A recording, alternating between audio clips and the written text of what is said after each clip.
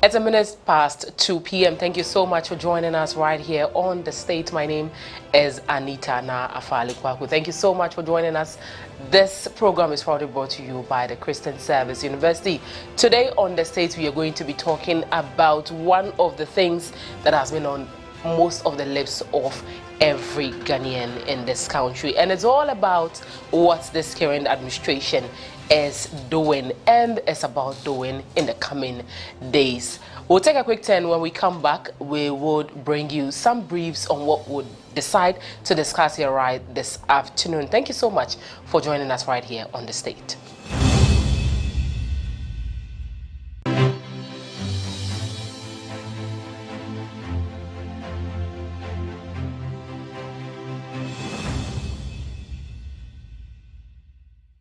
The Christian Service University, a fully chartered private university in Ghana, is inviting applications for admission. Undergraduate programs include BSc Nursing and Midwifery, Computer Science, Information Technology, Bachelor of Business Administration, BA Communication Studies, Planning and Social Development, and Theology with Administration. Postgraduate programs include MSc in Accounting and Finance, Monitoring and Evaluation, Corporate Planning and Governance. We have MA MPhil Communication Studies, MA Christian Ministry with Management, Event Management, MPhil English and Mathematics Education. With quality, faculty and state-of-the-art facilities, we blend academic work with entrepreneurial mindset in all our programs. For more information, please call 0246 275375, 0240 154825, or 0244 596603, or visit our website www.csuc.edu.gh. CSU is located at Odenaho Kwadaso on the Kumasi-Obuasi Road, 100 meters off Star Junction. Choose CSU today to secure the future of Africa. And to make him better known.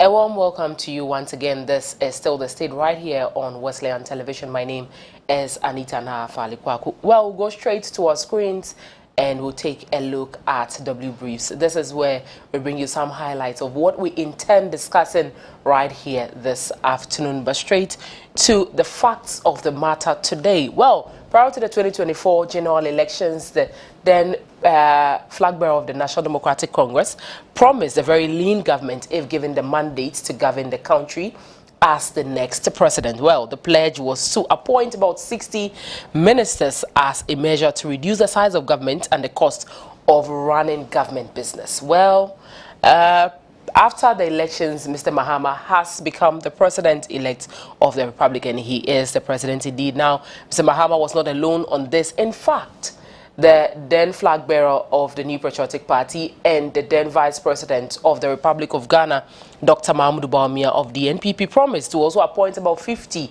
So he downsized his from the 60 to 50 ministers.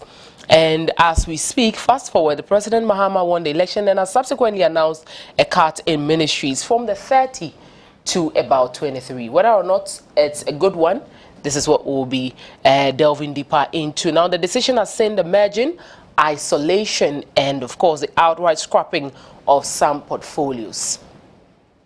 But beyond the decision, which some have praised and critiqued, what is the real import of this move by the President John Dramani Mahama? Well, these are some of the issues we will be dissecting right here on The State this afternoon, and I will be joined by my guests. Two gentlemen are joining me today, and so if you have any comments for us, please do also go on to all our social media platforms and leave a comment. If it's a question, don't worry, just leave it right there. We'll be able to give you an answer to that. A warm welcome to you once again, and I hope that you're going to join us from now through to 3 p.m. Stay tuned and enjoy this one.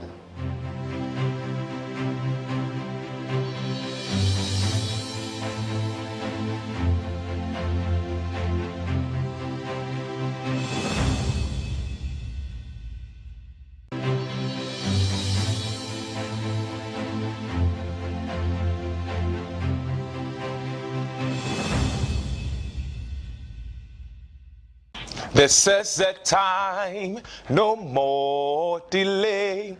Yes, yes, yes. I'm so excited. This is the time. No more delay. Call a friend to call another that it is time for the young people to connect right here on WTV. Welcome to Y Connect, where we connect youth to Christ. The future is here.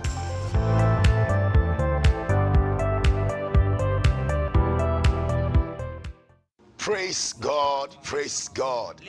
Christ in tea, you respond, yeah, addition. I'm excited to announce to you, friends in the Lord, are you seeking for a platform where you can pray? Open baby up a soul bomb pie. Now ninyami edi in kita home. Bibi chiro so. And I'm yebi na the same kum. And you're coming home.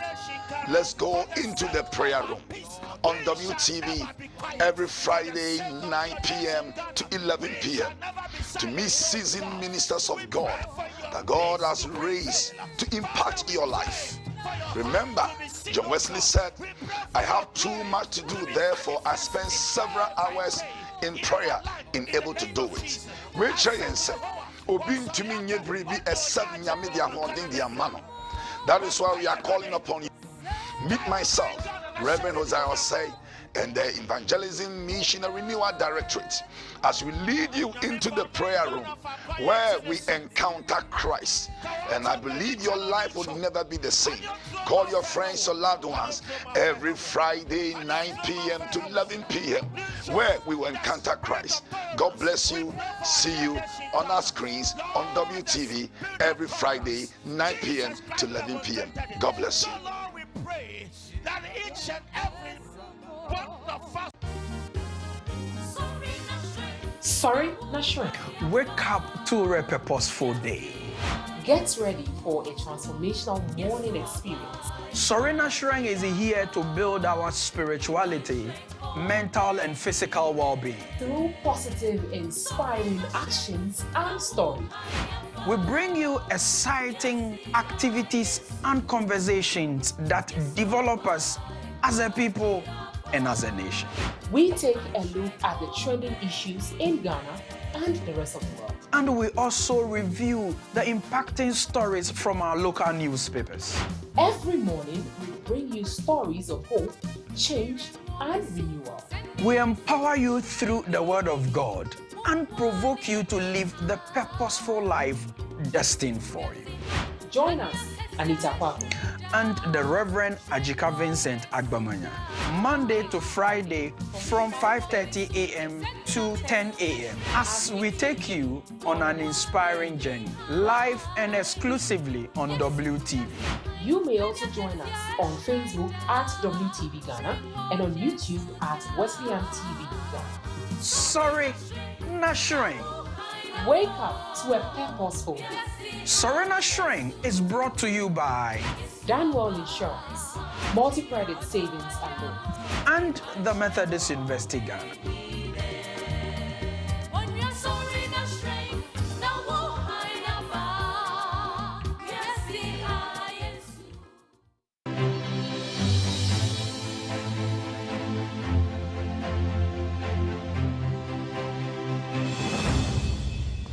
Welcome back. Thank you so much for joining us this afternoon. Well, this is the state, and our topic for this afternoon is Mahama reconfigures ministries interrogating the benefits of this decision to Ghana's development. And I've been joined by 𝗟𝗓𝗓, who is a lecturer, Communications Studies Department of the University of Professional Studies, and he's also a governance expert and a political analyst. The next gentleman is Mr. 𝗟𝗓𝗓, who is a legal practitioner, and he is also here to help us dissect the issues that we earlier on raised. And this is all about the ministries and the ministers that have been downsized by the Mahama administration. Good afternoon, gentlemen. Thank you so much for joining me. Thank you so much. All right. Now let's move straight to the issue on board. When you first saw the the communique, downsizing, some of the ministries have been made, some of them has been scrapped off entirely. What first came to mind? Well, thank you. This is something we have been talking about way back. Okay. And way back. And if I say way back, it precedes the 80 administration, even of the Nana Addo's administration. And it really struck me when both front runners of the two political parties decided that they were going to downsize the government. Remember, Kufuor had criticized Rawlings for using many ministers, and he condemned by saying that he thought Rawlings was just using too many people, and that really has or had a burden on our finances. So when he came to power and almost equaled Rawlings's numbers in terms of the appointees to work with, he apologized publicly, and he also received the flags. What we're saying in effect is that there are too many duplications, and most of them are centered on job for the boys. You ask yourself why there should be so many duplications. Look, if you take the Ministry of Transport alone, you have Ministry of Transport, you have Ministry of Railway Development, you have Ministry of Roads and Highways, and you have Ministry for Aviation. I mean, why can't they be just bulked under the Ministry of Transport so that you have deputies assisting? Again, we thought that it was extraneous for government to have such other, like, senior minister, given a free role to play whatever whatever he needed, he wanted to do. And you have ministers in charge of inner city and Zongo development. Meanwhile, we have Greater Accra Regional Minister. You have Ministry of Planning. And all of these things beggars the fact that we ever had a ministry called Ministry of Planning, Ministry of Economic Planning. But the Ministry of Planning was scrapped off way before the end of Ikufuor's time. I'm only bringing these things in. I told you I had figured it out way back. So when you see these things, you want to ask them whether indeed the love they claim to have for Ghana is the same love you also have for Ghana. Because if you have promised many people you're going to give them jobs once you win power, you want to satisfy them, but at the same time you need to have your eyes on our purse and to find out whether what decision you're making in terms of employing more people would have a burden on the national purse.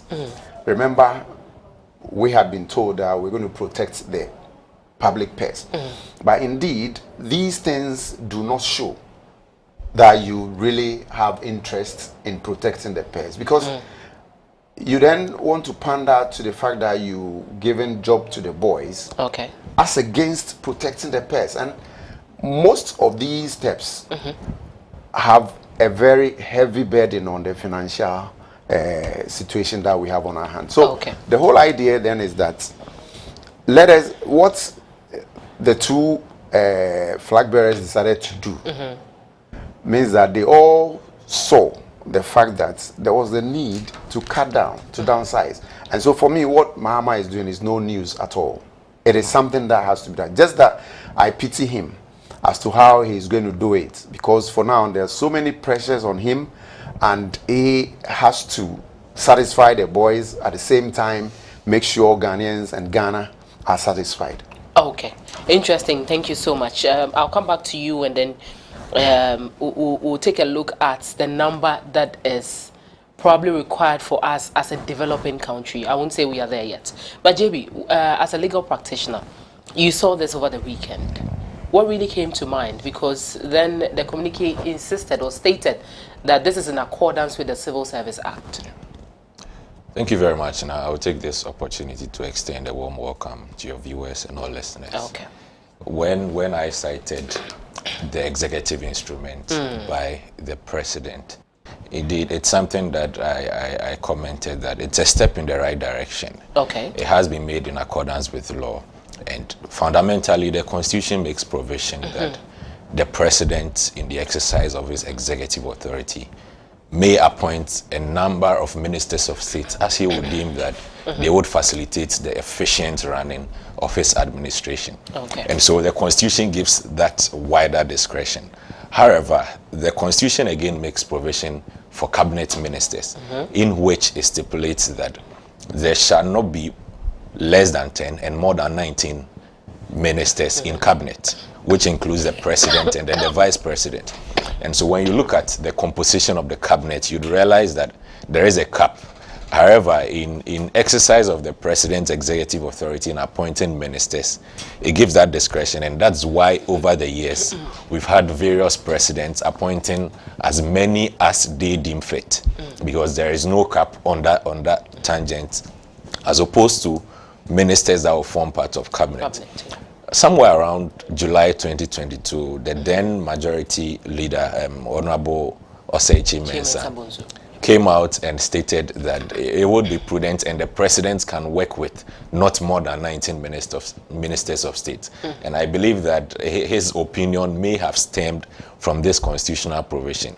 And indeed, you'd realize that in the Constitution and under the composition of certain ministers of state, you realize that the Constitution makes provision for just a number of ministers in the Constitution. Notable among them will be the Office of the Attorney General and Ministry of Justice, which is clearly stipulated in the Constitution that we shall have such a person who will be the principal legal advisor to government and a Minister of Justice. You have persons like the Ministry of Finance, among others. And then under the decentralization and local governance, under I think Article 255, it makes provision for the appointment of regional ministers. And so these are all provided for in the Constitution, but then again, it behoves on the president, looking at us, my senior mentioned, looking at our peers. Are we in a capacity to run all these ministries, make provision for them, make payments? Because it's not easy to run a ministry. Talk of the ministers themselves, their deputies, the civil servants that you are going to employ, all the logistics. And in this era of technology, you can imagine all that would go into that. And so the aim has been to run a lean government. And I believe that it's something that by now we all agree to. And taking inspiration from the fact that the two leading political parties and their flag bearers had it in mind to reduce the size of government. The SWR government had about 123 ministers. However, during the campaign, the then flag bearer and vice president, Dr. Mahmoud Bawumia, promised that he was going to reduce the size to 50. And then the president now also promised a 60. People are even doing the arithmetic that if from the reduction of 30 to 23 ministries, if we are going to do the calculation with the ministers and the deputy ministers, it's going to be around 62, which is not strictly in accordance with the promise he made. But I think that that's beside the point. But what is 60 and 62? It's just two. Exactly my point. Okay. The fundamental issue and the crucial point should be that at the end of the day, we are working towards reducing the number of ministers. And so if we are able to go from 123, which included regional ministers, to 62, and then the 16 regions, I believe that it's a step in the right direction. By and large, we'll be able to get to the point where we can reduce them drastically, but it is a step in the right direction, in my opinion. Well, interestingly, both of you have talked about the fact that we need to have a lean government, looking for as far back as Rawlings's time, the late President Rawlings's time, and all that. But let's come back to the fact that the number of ministries that have been merged together. Now let's take a look at a country as ours. We are a developing country. We are not there yet. We do not have a national plan. I'll put it that way. We only have manifestos from different political parties. What should be the size of each government should the next government take office in the next 4 years? JB. I believe that I would still go in accordance with the number of ministries that may fit into cabinet. Okay. I believe that a maximum 19 ministries should do. Even with the passage of this EI by the current president of Ghana, I believe that there are still some ministries that can still be merged in accordance with what their objects may be. After downsizing to about 23? I would say that there is still room for improvements. More can be done, such that there are some ministries that we can still merge and still. I think that we do not necessarily need the creation of a ministry to make sure that certain policies are implemented. We can have various offices. For instance, in the first term of the former president Ekufuor, we had, as my brother indicated, we had the Ministry for Zongo Development and Inner Cities. In the second term, we saw that it was scrapped. It was one of the ministries that were taken down, and it was put under the office of the president to operate. I believe that such means can be taken, whereby certain policy, agencies may not necessarily lead to the creation of a whole ministry itself, but we can have various coordinating offices such that they would liaise with other sector ministries and then make sure that their policies are well implemented. Okay, interesting one. Now, Dr. Mahmoud Bawumia said he was going to bring about 50. President Mahama said 60. Currently, it's just a few days into his administration, and is downsized to about 23. What should be the ideal number of ministries we should have as a developing country? Well, that's some kind of a question you're asking, because normally countries look at their circumstances and decide what ministry to build or what sector units to build in order to help, with their governance. So if you take a look at one of these European countries, I think they realized the birth rate was just too low. So recently they built or created a ministry for romance and something, so as to encourage people to give birth the more. I think fundamentally that nobody can, especially when the constitution couldn't cap it, nobody can legislate as to the number of ministries but once you come to power, or before coming to power, your promise is to protect the purse, the public purse. I think that should be the focus, and one has to be conscious as to how to go about it. I don't think President Mahama just woke up one morning and decided that, let me tell Ghanaians that I'll create or work with 60 ministries. No. He might have sat down to fashion out a few things, consulted people, and then decided that, well, this is what's... And 60, to me, that should be too huge. It's too huge. But we are appreciating that because we're coming from the hundreds.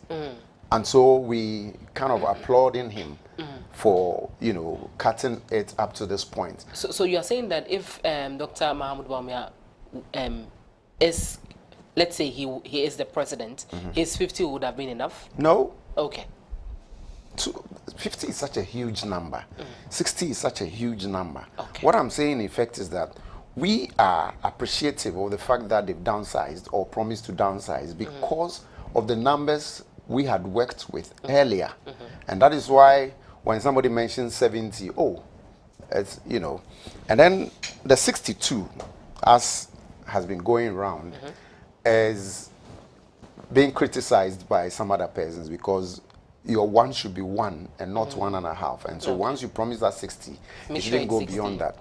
And why are people saying this? Look, we're just saying, 2 ministries. After all, potato and potato, what's the difference? Okay, but the idea is the 2 ministries could run into the millions by the 4-year term.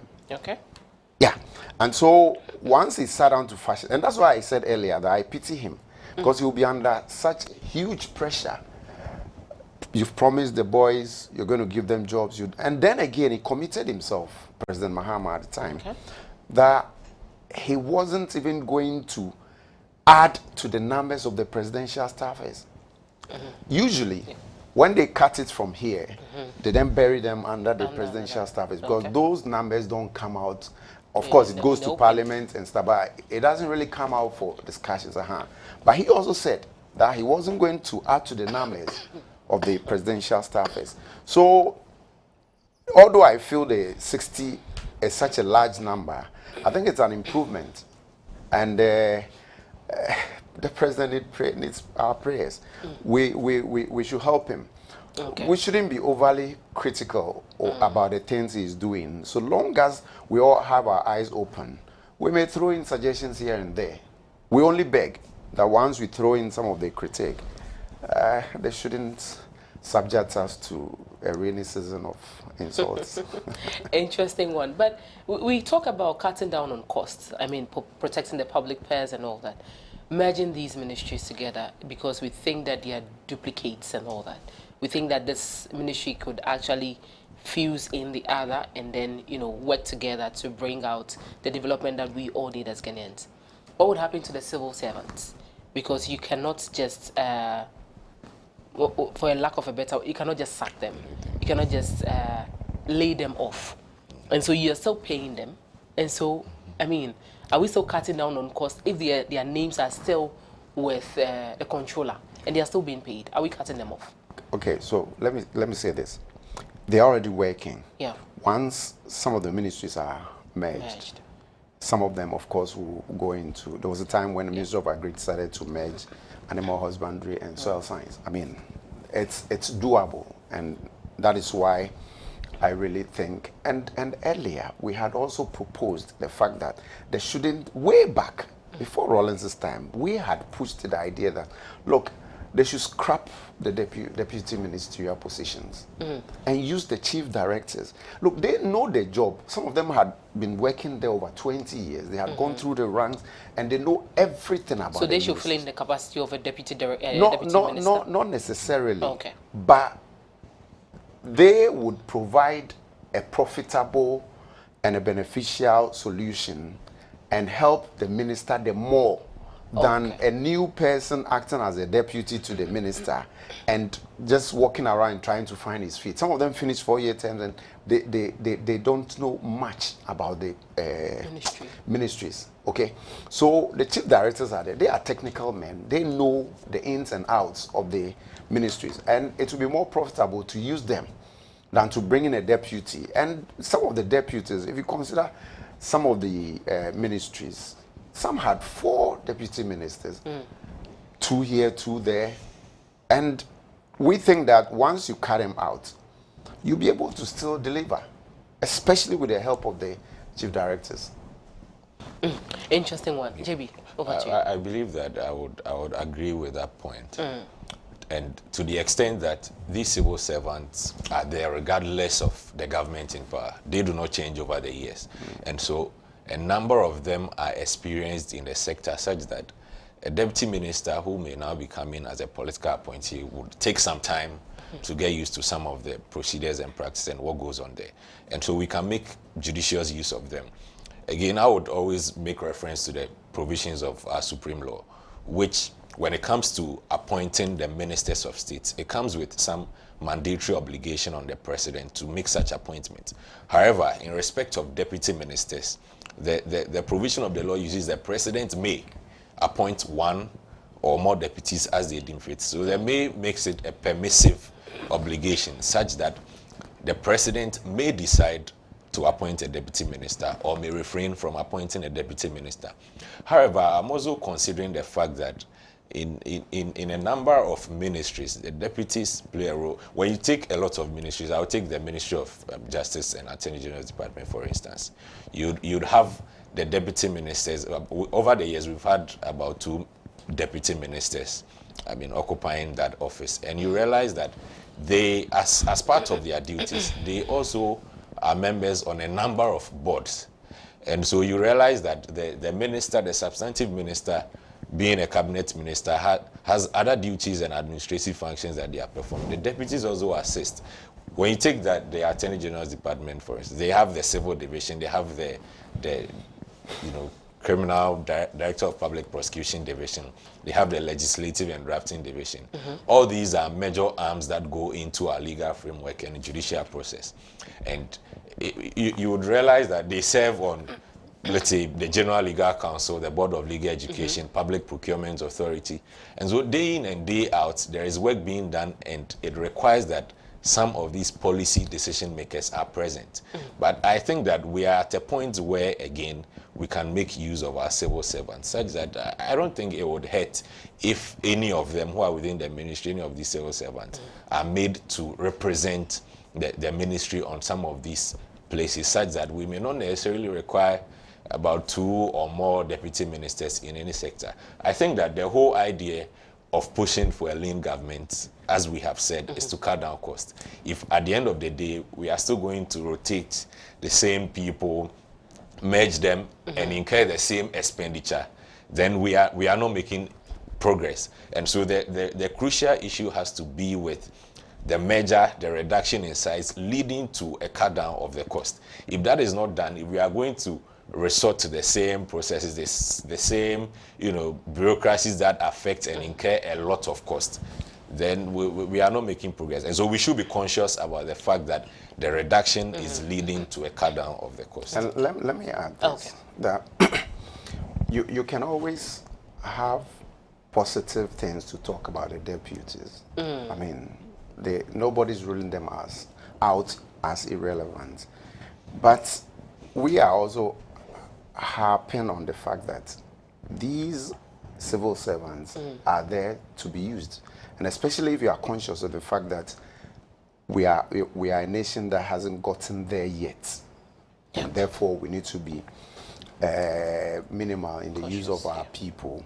Then that is what we should do. For instance, if you saw the clerk that would usually act more like a speaker before the speaker is elected. Did you see what happened that night when 𝗟𝗩𝗪𝗘 was trying to bamboozle his way through? He said he had his own issues concerning the first and second deputy. Did you see the way I was then at another media station, and around 2 a.m. we're still trying to look.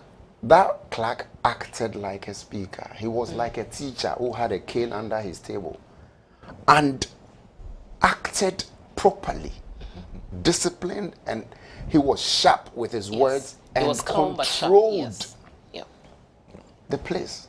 I compared that to when 𝗟𝗜𝗪𝗘 had to be taken, and the other clerk concerning was his nationality. The other clerk was trying to be diplomatic and he was being thrown around, and this one was, and it tells you that there are people who can assist, but their potential will never be known until they're given the chance.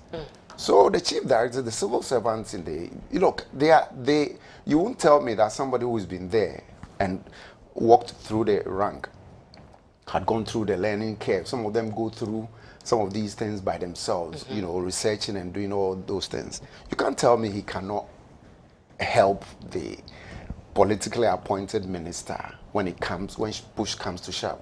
Okay. I think that most of these chief directors either get to spend more than one term of office from different political parties, because they will still be there. The ministers would go, others would come and replace them while they are still seated in their same seats, and then they are doing their own works. But one of the critiques of this particular lean government, the 23 ministers so far named by President John Dramani Mahama, is the Vice President of Imani Africa. He's saying that he doesn't think that this is actually a way of cutting down costs. It is mere politics. Do you agree with him? Because people are saying that, let's reduce the size of government, and so why not? Just let me do something to ease or allay the fears of Ghanaians. I think I've already made the point that yes, indeed, we have all pushed for a reduction in the size of government to run a lean government. However, if it's going to be about the same rhetorics, a mere measure, maintaining all the processes and bureaucracies that are in place, to the extent that there is no reduction in the amounts that the government has to spend on any of these ministries, then we'll be back to the same rhetorics that, I mean, it's just one of those things. Let's do something to be perceived as if we are working towards running a lean government, but it would still be the same. And so I would say that there's still the need for that conscious effort to be made, that now that we have reduced from 30 to 23 ministries. We are making sure that we are cutting down on cost, the expenditure that goes into most of these ministries. And I believe that if those results are seen, we would then be convinced that the reduction has paid off, and there is more that can be done out of that. And we're not going to sit back and allow the politicians to say we're cutting down costs and then reduce numbers, merge numbers, and do things just on the face of it, so that at the end of the day, the monetary expenditure will match up to the same old story. We're not going to sit back. Remember, some time ago, we've been called upon not to be spectators, but to be citizens. And so we are going to police whatever policies are brought in place, and we're going to match them against what we used to have, so that will help the government. They need us. The reason it's been said why things go wrong is the fact that good people don't speak. They just sit back and are, of course, afraid of the fact that they might be smeared with some mud. But if that's what I'm going to earn in order to help build Ghana, then I might be buried in the mud. All right, and so viewers, what I'm going to say now is some of the ministries that have been shut down or merged by President John Dramani Mahama, and one is the Ministry of Public Enterprises. And so this ministry is actually part of Akufo-Addo's government, and it was headed by Honorable Joseph Kudjo, but has been completely shut down under the Mahama's new structure. And the responsibilities of this ministry are expected to be absorbed by other ministries, particularly the Trade, Agribusiness and Industry. The second one is the Ministry of Railway Development. This standalone Ministry of Railway Development was under Honorable John Peter Amewu, has been merged into the Ministry of Transport, and that is what Ni Mate mentioned earlier. Now, the Ministry of Sanitation and Water Resources, under the Akufo-Addo administration, this ministry was initially headed by Honorable Cecilia Abnadapa, but following her resignation on the alleged corruption scandal that hit her in somewhere July 2023, Honorable Freda Prempeh took over. But Mr. Mahama's government, Water Resources Management has been merged with Works Housing and Water Resources. The fourth one is the Ministry of Communication and Digitalization.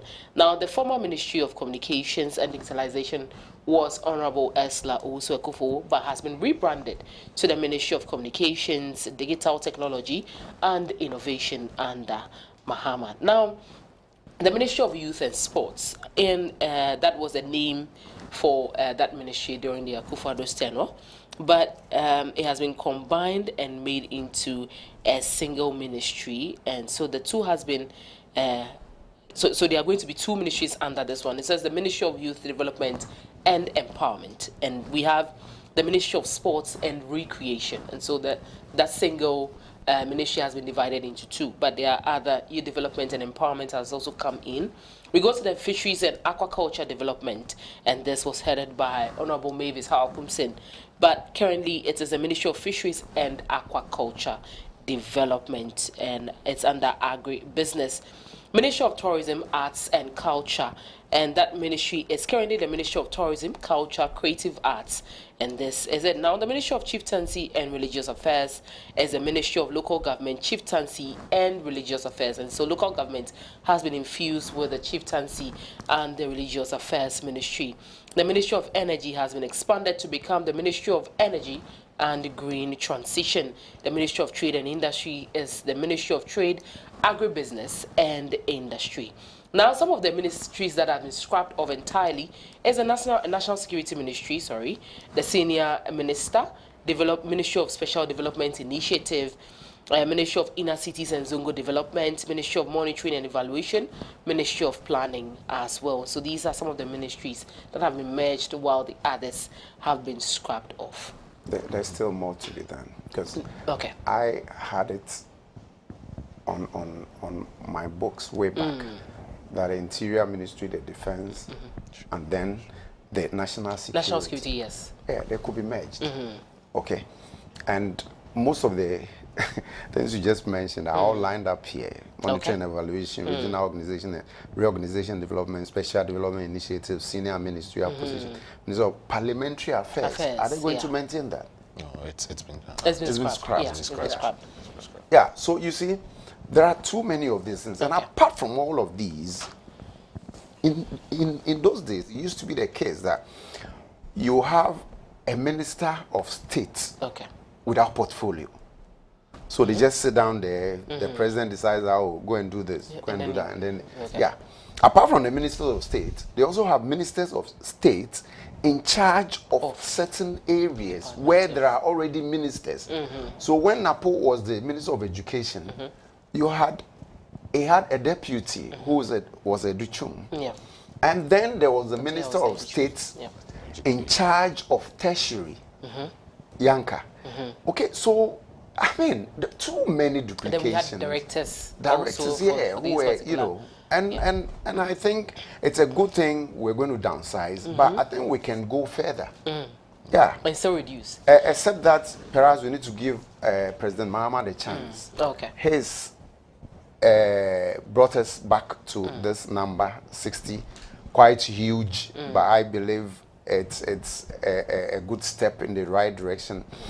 But like I said, we aren't going to sit back and watch. After 1 year, we're going to look at how much had been spent with this 62 and compared to the previous administration, and see whether we made any monetary gains. Okay, thank you so much, sir. But this time I want us to take a break and then take some water. But we've been speaking with 𝗟𝗑𝗩𝗘, and of course JB 𝗟𝗑𝗩𝗘. We've been discussing Mohammed's reconfigures some ministries, the merging, merging of some of the ministries, the scrapping of among others. And so we are saying that after a year we are going to sit back and do some calculations, and if it is benefiting us, why not? We'll still continue with it. But thank you so much. We'll be back after the break. Do well to stay.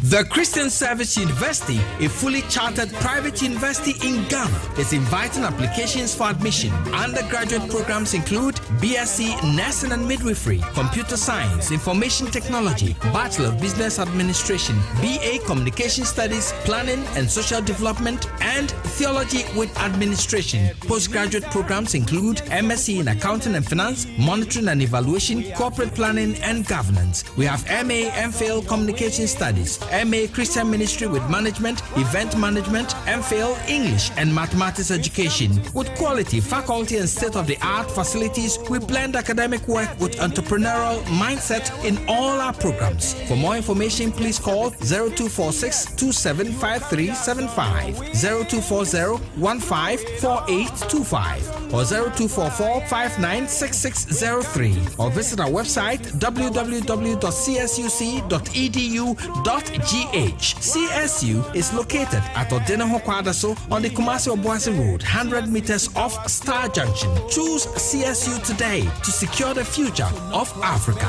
And to make him better known. That's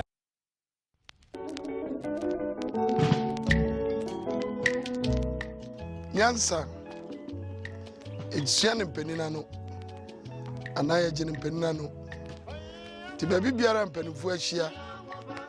Na ye shaya dwene no ne open nyansa no oben wa ode agudie kira dwene mu agudie ene kofi enu esa dwene nsemu mu odo nsempolo nsemu a yetie bobra ekoyie frase efifirito ne open nyansa no omengwa enu ase ne mpani so ayadwene ne be nhyira amano ene ne nchirima yada mo ase ja impanyini inso ayadwene jemre na hweyen memninde ne memninde bia anopa no wotwe wo Wesleyan television so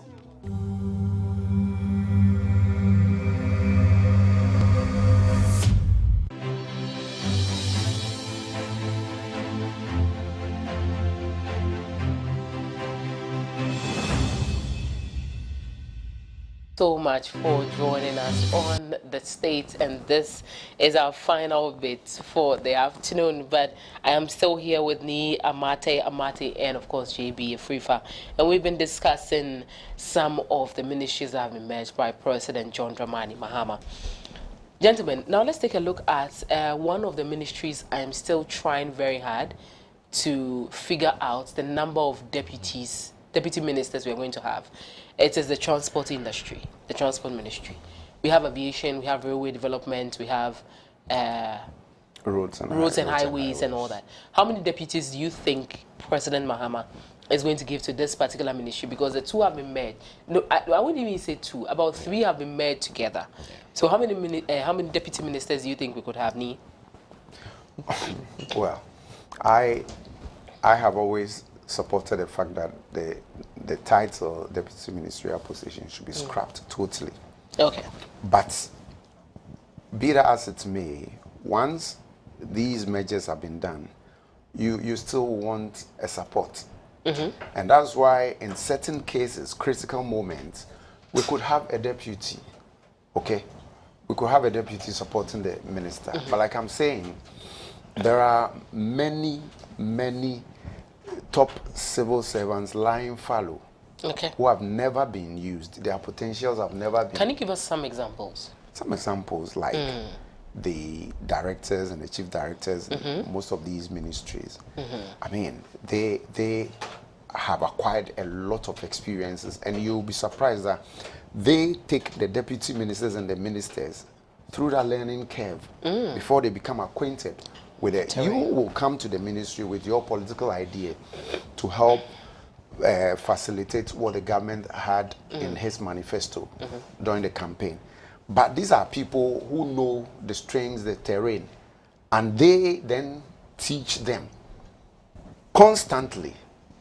The deputy ministers will only come to support. The minister in charge should make sure that whatever policies had been given him should be achieved. And so once you come to the ministries as a deputy minister or as a minister in charge of that ministry, you have to bow, or you have to be humble enough for these chief directors to teach you your job. If they are the ones going to teach you, why wouldn't you allow them to do the job themselves? And I'm saying that most of them have never had their potentials to be tapped. They've never been given a chance. If not for that night when I saw the clerk of parliament acting, I never knew there was anybody who supposedly could be the speaker. So there are many more who are lying there because the ministers and the political appointed persons will come in to do the job or to try to achieve what the government has on the books. Okay. But these chief directors must be used. Don't you think that these politicians are also, quote unquote, fear these chief directors because they think that they could be politically aligned to the opposition party as and when government changes hands, or a new government walks in? No, when you have the focus of Ghana as the target, I don't think anybody will want to ruin anything. And what besides, if that person was appointed through the Airstall administration? Yeah, and that's what I'm saying. That besides, if you see he's not cooperating, you recommend his transfer or anything else. Or you just ignore the person and allow him to go back to what he had been doing. So you find those you can work with.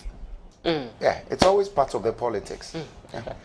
JB, one of the departments or the ministry I would want to really see thrive is the railway industry. I want to be able to sit in the train one day and then have a feel of it. I mean, the Airstall government did well from the Tema to the Mpakadan railway line was reconstructed. Some works were done, and then someone had to park a vehicle somewhere. The train was crashed. We had to spend money to get it fixed and all that. These ministries made together to become the transport ministry. How many deputies should we have to see to it that our roads are good?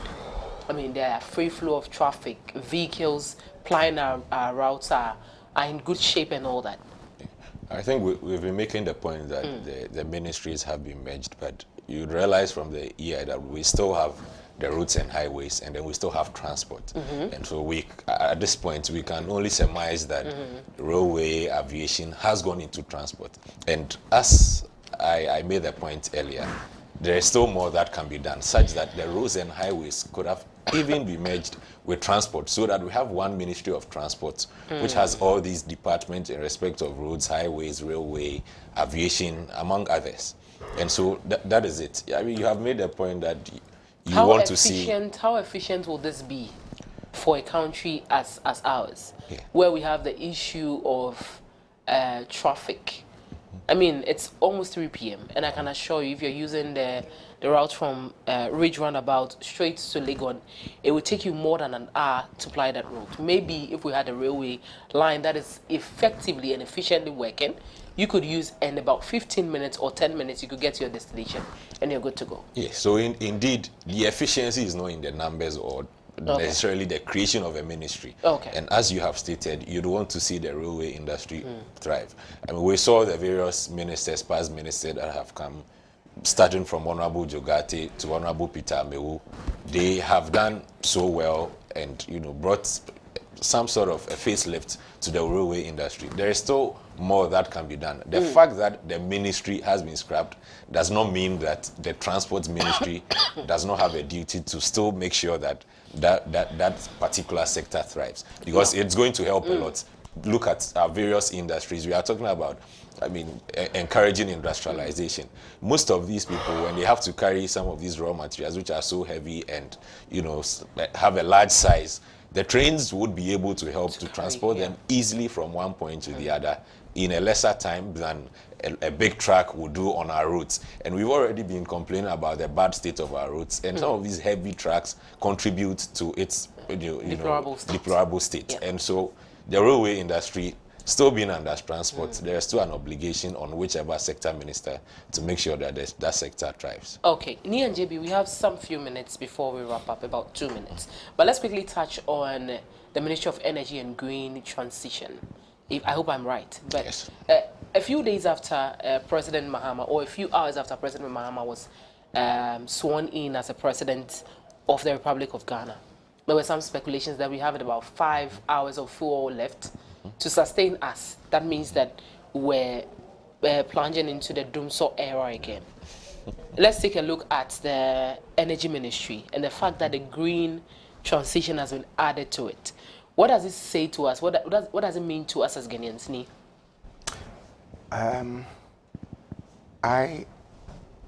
Especially with the rumors we heard that the previous government deliberately kept the fuel low. They never went for any more fuel. New fuel, so that the new government would then be plunged into what, quote and unquote, it was known for. I don't think that is the best way to go. What we need to do is to make sure what new creations we're bringing on board will still work and help us to work. Look, because of the power situation, many companies had to leave the shores of Ghana, and many folded up. And it also deepened the numbers in terms of unemployment, and also led to the nefarious activities we experience in terms of the armed robbers, the prostitutions, etc. Look, it won't serve nobody's interest to pray that a particular government fails. Because if you are going to do things, including the politicians themselves? Oh yes. Okay. If you are going to do this so that JB, why are you smiling? They see the new administration as, oh, they are weak, oh, they will fail. If they fail, we have failed, and the Ghanaians, ordinary citizens, will suffer more. Okay. And so what I'm saying in effect is that we all need to put our shoulders to the wheel, help the government to succeed. Okay. That is where we can also be proud to call ourselves Ghanaian. Okay. JB, over to you, and then you add your final remarks to it before we go. I think that, I mean, gleaning from the last point I was just made, I think that the typical politician would want to see himself in power in the next election year. However, as Ghanaians, our fidelity is to our general development and well-being, such that it would not interest us that a government will fail just because we are in opposition. I believe that, even if that is happening, you as a politician, you still have a lot of obligations because you get people coming to you and all those things. But if generally the cost of living is such that we are all getting something, daily meals, there is work, employment is created, unemployment is done away with, and there is work to be done, and we are all thriving. I think it assists us all. Now, coming to energy and green transition? Green transition. I think that it meets the needs of time, such that in this era there has been a lot of conversations about climate change and how you can do away with all these emissions, carbon dioxide emissions, and making sure. And so I think that the nomenclature alone is such that it sells on an international level, such that we are not saying that we should go and borrow, but it even attracts investors who think that you are making a consensus effort to do away with things that affect the climate that we have around here. And so generally I would say that it's a step in the right direction. The reduction from 30 to 23 is commendable, but we should make a conscious effort that the reduction is making an effort in reducing the amounts that we spend. Thank you. All right. JB, thank you so much. Ni, your final remarks on this. Well, so I am of the hope that whatever has been done now in terms of the reduction will help us to at least recover from where we slumbered to. Indeed, we are saying that there is still need for an improvement. The 60 is way too high. But since we've tried to get here, we need to encourage the president to do more. Indeed, you might have perhaps promised the boys for more jobs, but we're saying that look at the wider picture of Ghana.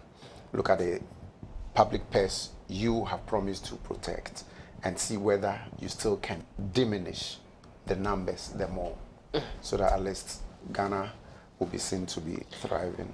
We love the cheers more than the tears. Okay. Thank you so much, Ni. Thank you so much, JB, for honoring our invitation and helping us delve deeper into the topic. Mahama reconfigures ministries, interrogating the benefits and, of course, the decision that has been made to the benefit of Ghana's development. My name is Anita na Afarley Quarcoo. Thank you so much for taking time off your busy schedules and watching The State. It's a Monday, and we promise to hit your screens once again on Wednesday. Thank you so much. Enjoy the rest of our programs.